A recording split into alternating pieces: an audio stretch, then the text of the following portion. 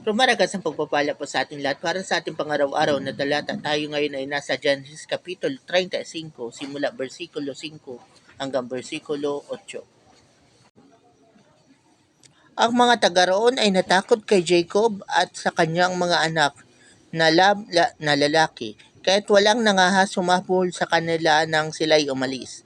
Nang dumating sila sa Luz, sa lupain ng Kanaan, gumawa siya ng dambana at tinawag na Bethel ang lugar na yaon, sapagkat doon napakita sa kanya ang Diyos nang siya'y tumatakas sa kanyang kapatid. Namatay si Deborah ang nag-aalaga kay Rebecca at inilibing sa tabi ng punong roble sa makababa ng Bethel. At ang dakong iyo'y tinawag na roble ng pagluha.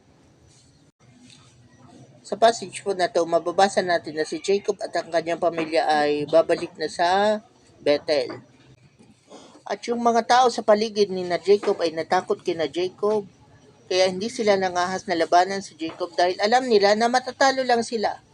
Kaya si Jacob ay ligtas na nakabalik sa Bethel at nagumawa pa nga siya doon ng dambana.